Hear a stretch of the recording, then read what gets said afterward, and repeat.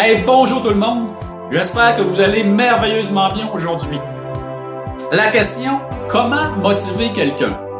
Qu'on ait à motiver un employé, un collaborateur, un client ou même un associé, l'art de faire une critique constructive et de rendre du feedback, c'est un art qui s'apprend et c'est très important pour aller chercher le maximum des personnes qui gravitent alentour de nous.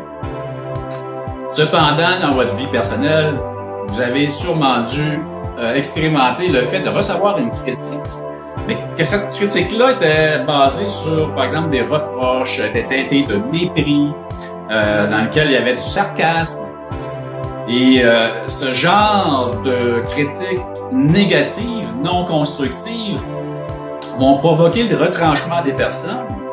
Et puis, les personnes s'installent dans un mutisme.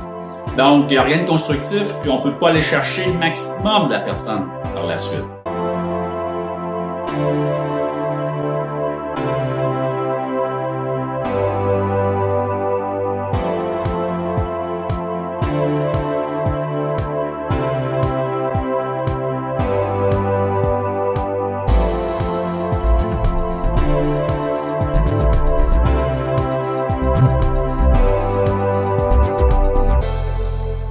Alors aujourd'hui, je vous apporte 4 conseils qui sortent de la bouche du consultant et psychanalyste Harry Levinson, un Américain, qui a mis en place une méthode très simple pour rendre du feedback et de la critique constructive aux personnes qui nous entourent pour aller chercher le maximum de leurs compétences. Alors, le premier conseil serait de rester précis. Situation X, on rencontre la personne, on regarde avec elle, on commence par relater ce qu'elle a bien fait par rapport à cette situation. Ce que ça va avoir comme effet, c'est d'ouvrir grand comme ça l'esprit de la personne qui est en face de nous. Donc, on va chercher tout de suite là une réciprocité. Par le fait même, il s'agit de rentrer tout doucement, subtilement et respectueusement le fait de lui apporter comment elle pourrait améliorer la situation X. Alors, le deuxième conseil, proposer une solution. Toute critique ou feedback constructif doit suivre de solutions. Proposer plusieurs solutions pour régler une problématique ou pour faire avancer un projet. Troisième conseil, et non le moindre, être présent. Clairement, il y en a qui vont se reconnaître là-dedans. Ne pas envoyer de notes de service ou envoyer du feedback et de la critique par courriel.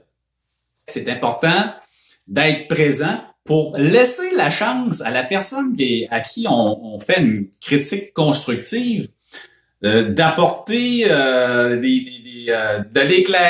l'éclaircissement par rapport à la situation qu'elle a vécue. Alors, le quatrième conseil, être sensible. La sensibilité, c'est pas une faiblesse, même en affaires. La sensibilité, c'est de rester, d'avoir de l'empathie pour la personne à qui on offre une critique. La sensibilité va créer un lien de réciprocité. Donc, gratte-moi le dos, je te gratterai le tien. Je te respecte, tu me respectes. Alors, il se crée un échange. Et puis, par la suite, c'est important que cette empathie qu'on a pour les autres, qu'on ressent vraiment pour les autres, doit doser la manière qu'on apporte la critique, de savoir quel impact cette critique-là va avoir chez la personne qui est en face de nous. Alors, et voilà, savoir faire de la critique constructive et du feedback aux personnes qui nous entourent, c'est un art qui s'apprend. Alors, le mépris, l'intimidation, l'arrogance n'a pas sa place ni dans nos vies personnelles et surtout pas dans nos vies professionnelles. Dans une vidéo subséquente qui s'en vient très prochainement, je vais justement parler non pas de la manière de rendre une critique constructive, mais bien comment accepter et intégrer en nous cette critique constructive. Alors, je vous invite à commenter ici sous la vidéo, laissez vos commentaires, likez et continuez de me suivre sur ma chaîne YouTube. Alors, je vous remercie d'avoir été là. Bye bye!